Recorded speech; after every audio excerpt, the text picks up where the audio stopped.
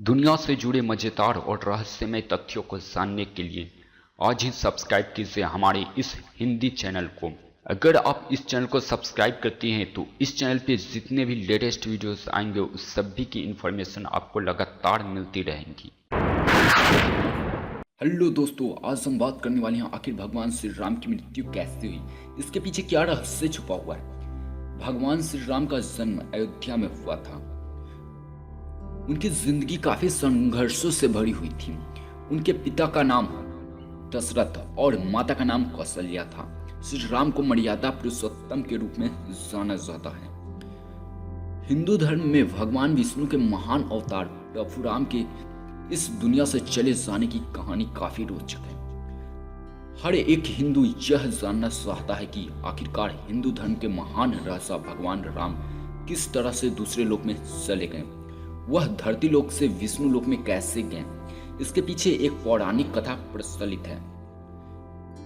हिंदू धर्म के प्रमुख तीन देवता ब्रह्मा, विष्णु तथा महेश में से भगवान विष्णु के कई अवतारों में विभिन्न युग में जन्म लिया। यह अवतार भगवान विष्णु द्वारा संसार की भलाई के लिए लिए थे।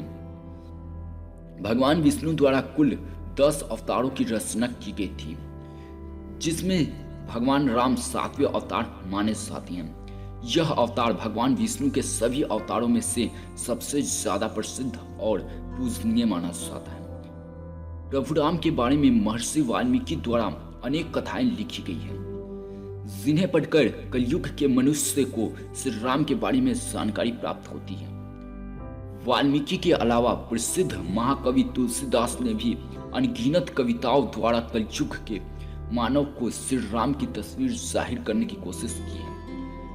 भारत में उत्तर से लेकर दक्षिण तथा पूरब से लेकर पश्चिम सभी जगहों पर भगवान राम के मंदिर स्थापित किए गए हैं। इनमें से कई मंदिर ऐतिहासिक दृष्टि से बनाए गए हैं। भगवान श्री राम की मुक्ति से पूर्व यदि हम उनके जीवन काल पर नजर डालें तो प्रभु राम ने पृथ्वी पर 10,000 से भी ज्यादा वर्षों तक राज किया था।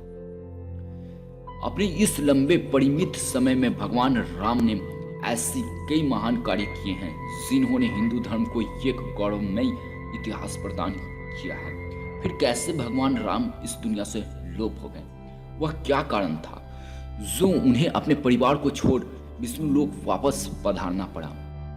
पद्म पुराण में दर्ज एक कथा के अनुसार एक दिन एक वृद्ध संत भगवान राम के दरबार में पहुंचे और उनसे अकेले में चर्चा करने के लिए निवेदन किया।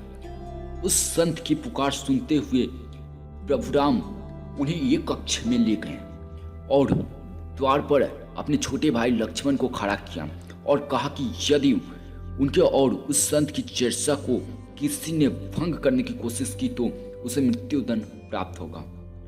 लक्ष्मण ने अपने ज्येष्ठ भ्राता की आज्ञा का पालन करते हुए दोनों को उस कमरे में एकांत में छोड़ दिया और खुद बाहर पहरा देने लगे। वह वृद्ध संत कोई और नहीं बल्कि विष्णु लोक से भेजे गए कालदेव थे, जिन्हें प्रभु राम को यह बताने भेजा गया था कि उनका धरती पर जीवन पूरा हो चुका है और अब उन्हें अपने लोक वापस लौटना होगा। अभी उस संत और श्री राम के बीच चर्चा चल ही रही थी कि अचानक द्वार पर ऋषि दुर्वासा आ गए।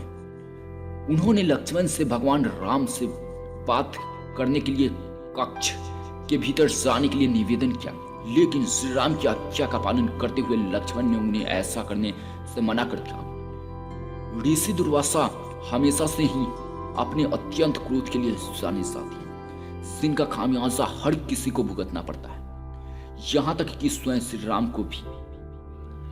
लक्ष्मण के बार बार मना करने पर भी ऋषि दुर्वासा अपनी बात से पीछे न हटे और अंत में लक्ष्मण को श्री राम को श्राप देने की चेतावनी दी थी। अब लक्ष्मण की चिंता और भी बढ़ गई। वे समझ नहीं पा रहे थे कि आखिरकार अपने भाई की आज्ञा का पालन करें या फिर उन्हें श्राप मिलने से बचाएं। ऋषि दुर्वासा भगवान राम को श्राप देने जैसी चेतावनी सुनकर लक्ष्मण काफी भयभीत हो गए और फिर उन्होंने एक कठोर फैसला लिया। लक्ष्मण कभी नहीं चाहते थे कि उनके कारण उनके भाई को कोई भी प्रकार की हानि पहुंचा सके। इसलिए उन्होंने अपनी बलि देने का फैसला किया। उन्होंने सोचा यदि वे ऋषि दुर्वासा को भीतर नहीं जाने देंगे तो उनके भाई को सांप का सामना करना पड़ेगा, लेकिन यदि वे श्री राम की आज्ञा के विरुद्ध जाएंगे तो उन्हें मृत्यु दंड भुगतना पड़ेगा। यही लक्ष्मण ने सही समझा।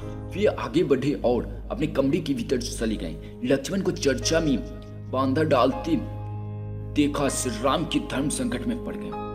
अभी एक तरफ अपने फैसले से मजबूर थे और दूसरी तरफ भाई के प्यार के निस्सहाय थे।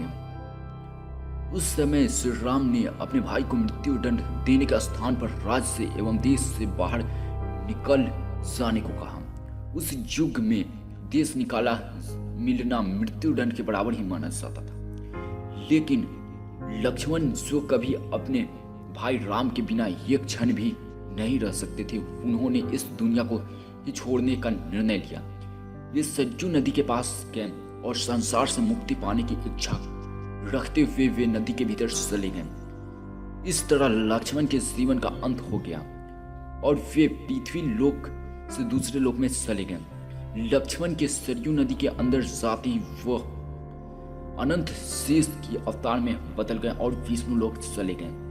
अपने भाई के चले जाने से श्री राम काफी उदास हो गए। जिस तरह राम के बिना लक्ष्मण नहीं, ठीक उसी तरह लक्ष्मण के बिना राम का जीना भी प्रभु राम को उचित न लगा। उन्होंने भी इस लोक से चले जाने का विचार बनाया। तब प्रभु राम ने अपना राजपाट और पद अपने पुत्रों के साथ अपने भाई के पुत्रों को सौंप दिया और सरयू नदी की ओर चल दिए।